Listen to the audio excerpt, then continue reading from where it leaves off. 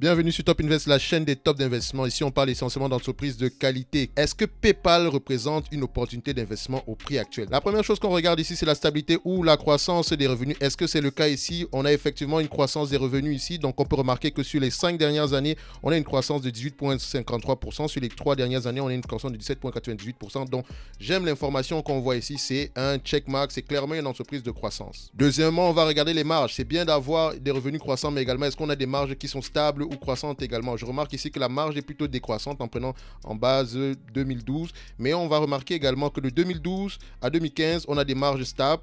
De 2016 à 2021, on a également des marges stables, mais elles sont moins élevées que en 2015. Donc, il faut vérifier est-ce qu'il y a eu un changement à partir de ce niveau-ci. Mais dans tous les cas de figure, j'aime ce que je vois ici. C'est un checkmark. Maintenant, on va regarder la stabilité de l'EBITDA. Est-ce qu'on a des marges EBITDA qui sont stables également? On peut remarquer ici que c'est effectivement le cas. Donc, on a des marges à peu près aux alentours de 21%. Donc, c'est la stabilité des marges. On adore ça. C'est un checkmark. Maintenant, on passe à la stabilité du bilan. Quel est le ratio dette nette sur EBITDA ici aujourd'hui? Est-ce qu'il est inférieur ou égal à 5? On peut constater ici qu'il est plutôt négatif. Il est plutôt égal à 0. Donc, c'est-à-dire que PayPal peut rembourser la totalité de sa dette juste avec le cash qu'elle a dans ses bilans. Donc, c'est un checkmark, on adore ça. Maintenant, on va passer à l'évaluation de l'entreprise. Donc, je ne vais pas l'évaluer ici en passant par la valeur d'entreprise sur EBITDA parce que je vous ai dit, il y a plusieurs façons d'évaluer une entreprise. Donc, on va passer ici autrement.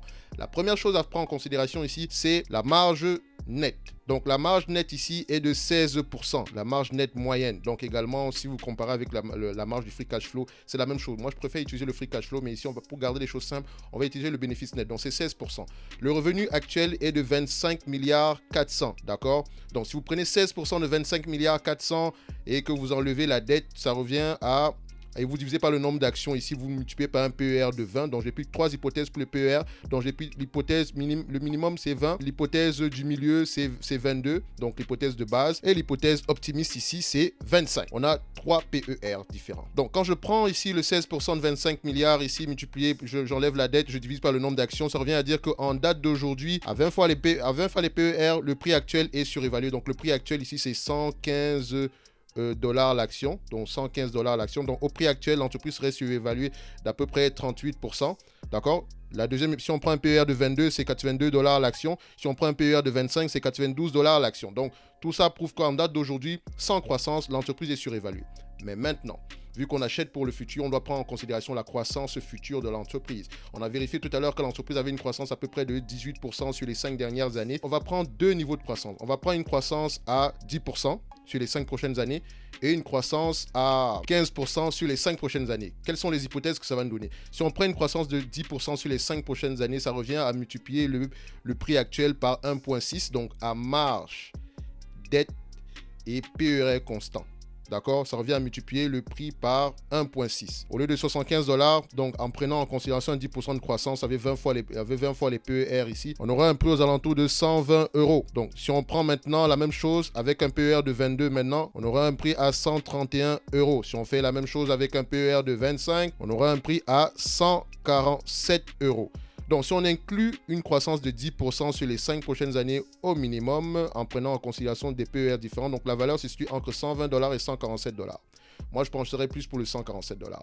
Mais maintenant, on va ajouter encore un 5% de croissance supplémentaire. Si on prend une croissance maintenant de 15%, parce que ici, c'est 10%, une croissance de 15%, ça revient à multiplier le prix par 2 parce que ça revient à multiplier le bénéfice par 2. Si vous faites 15% cumulé sur 5 ans, vous allez trouver 2.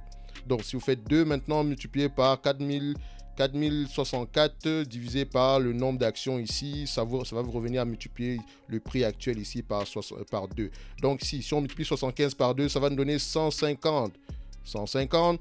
Si on multiplie ici 82 par 2, ça va nous donner ici aux alentours de 164. Si on multiplie ici 92 par 2, disons, on va arrondir ça à 93. Si on multiplie ici 93 par 2, ça va nous donner aux alentours de 186 dollars l'action.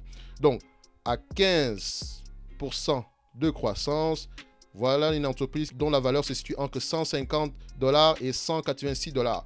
Donc, notre évaluation aussi dépend de la croissance, de la stabilité des marges. Donc si vous prenez une croissance plus élevée que 15%, vous aurez des prix plus élevés. Si vous prenez une croissance moins élevée que 10%, vous aurez également une valeur moins élevée ici. Donc la croissance, il dit également, il faut aller regarder les états financiers pour voir quelle est la taille du marché, qu'est-ce que le management dit par rapport à la croissance future afin de pouvoir estimer une croissance. Il ne faut pas souvent être très optimiste, essayer de garder un juste milieu. Donc moi je dirais ici que c'est une entreprise qui vaut entre, on va se dire une chose, entre 147 $ et 186 $. Donc au prix actuel, PayPal représente une opportunité d'investissement selon moi. D'accord, si on prend en considération des épisodes de croissance de 15 à 10%. Quelqu'un d'autre pourrait mettre 5% de croissance, etc. Mais cette croissance-là doit être soutenue par vos lectures des rapports financiers, par votre maîtrise de l'environnement actuel dans l'industrie dans laquelle l'entreprise exerce. Donc, ce genre d'informations-là doivent être retrouvées dans les rapports financiers ainsi que chez les concurrents également. Donc, moi, j'aime bien ce que je vois ici. Je me dirais que pour moi, au prix actuel, PayPal représente une opportunité d'investissement. Je serais optimiste. On va se dire que voilà, la valeur est aux alentours de 147 $. Donc maintenant, si je veux me garder une marge de sécurité d'à peu près 50%, je ne l'achèterai pas au prix actuel. Je vais vouloir l'acheter aux alentours de 80 $ l'action par là.